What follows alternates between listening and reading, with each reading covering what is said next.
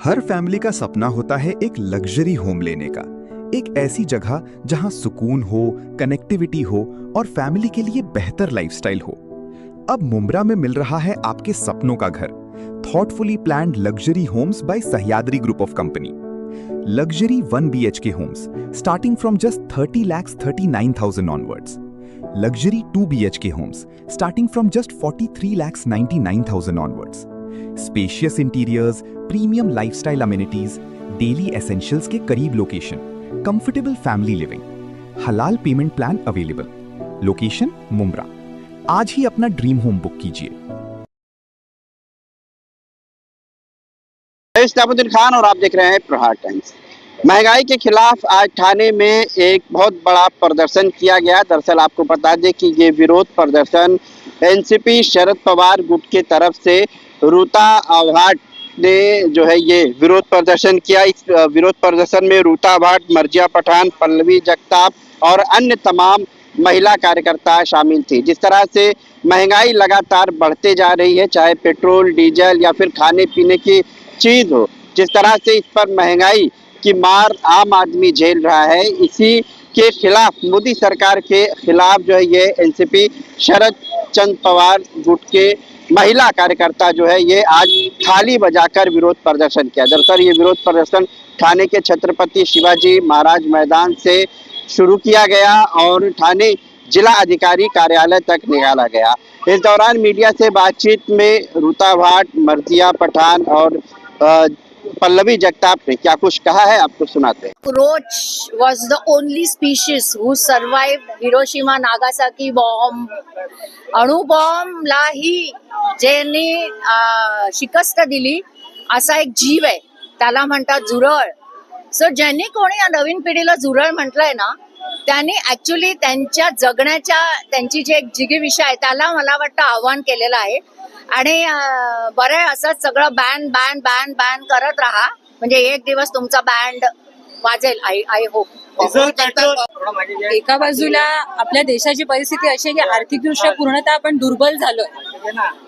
रुपयानी इतका निच्चांक गाठला की ऐतिहासिक निच्चांक आहे, ज्याबद्दल आंतरराष्ट्रीय पातळीवरती चर्चा होते, डिबेट्स होत आहेत.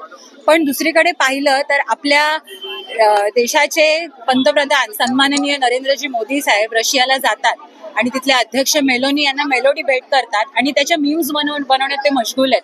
मग इकडचा जेव्हा सर्वसामान्य माणूस हा विचार करतो की मी माझा महिना कसा घालवणार आहे, कारण की पंतप्रधानांनी सांगितलंय ना की तुला कमी प्रमाणात तेल वापरायचंय, खाद्यतेल कमी वापरा, पेट्रोल डिझेलचा वापर करू नका, वर्क फ्रॉम होम करा, शाळा सुद्धा तुम्ही, शिक्षण सुद्धा तुम्ही ऑनलाईन करा.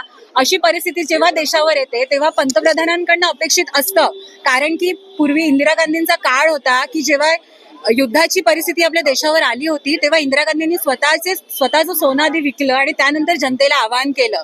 शास्त्रीजींनी जेव्हा महामारी आली होती खाद्याची, त्यावेळेला स्वतः उपाशी राहिले, आपल्या घरातल्या खाद्य त्यांनी कमी केलं, स्वतःचा गॅस बंद केला, चूल भिजवली आणि मग जनतेला आवाहन केलं.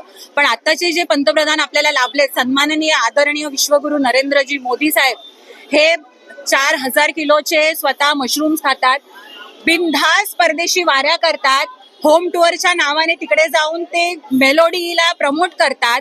म्हणजे तुम्ही खरं सर्वसामान्य माणसांचं हसू करताय का? इतर देशांमधले जेव्हा डिबेट होतात आपल्या देशाबद्दल तेव्हा आम्हाला वाईट वाटतं की आमचे पंतप्रधान साधं ब्र सुद्धा काढत नाहीत. तर ही खंत आणि म्हणूनच मोठ्या प्रमाणावर महिला रस्त्यावर उतरल्यात आणि ही सर्वसामान्य जनतेला त्रास होतो या गोष्टीचा. त्याचं जिवंत उदाहरण म्हणजे आज तुम्ही सोशल मीडियावर बघाल की कॉकरोच जनता पार्टी उदयाला येते. हा सर्वसामान्य जनतेचा आवाज आहे. मला तर असं वाटतं, आता पहिला तर मला खूप घाबरल्यासारखं वाटतं की जेव्हा जेव्हा मोदीजी म्हणतात ना I am going to address the nation, तेव्हा मला असं वाटतं की मी धगधग होणार आहे. माहित नाही काय येऊन बोलणार आहे आणि देशाला पूर्ण ट्रॉमाटाईज करणार आहे. परत त्यांनी येऊन नेशनला ऍड्रेस केलं आणि पूर्ण नेशनला ट्रॉमाटाईज केलं. दुसरी गोष्टी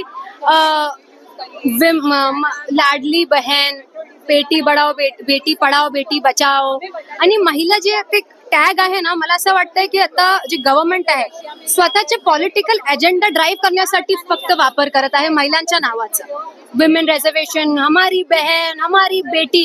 अरे तुम्ही मला माझं एक प्रश्नाचं उत्तर द्या. जेव्हा महागाई वाढतात तेव्हा सर्वात जास्त सफर कोण करत आहे? एक महिला सफर करत आहे ना, कारण की महिलांना घर चालवावं लागतं आणि जेव्हा Wien the kitchen suffers the nation suffers. Okay, आज दुधाचा प्राइस कसा वाढलाय? पहिला 30 रुपयाचा होता, 31 झाला, मग आता 35 रुपयाचा दूध झालाय. च्या अगोदर तेलचा भाव असा होता 140 होता, 160 झाला, मग now it is 185. What is happening? End ये आपके अच्छे दिन है. अगर ये आपके अच्छे दिन है तो हमको हमारे वो पुराने बुरे दिन लौटा दो जब 70 रुपए का तेल मिलता था. कांग्रेस गवर्नमेंट में 70 रुपए का तेल मिलता था, वो दिन हमको चल जाएंगे. ये दिन तो क्योंकि किसी को नहीं चल रहे.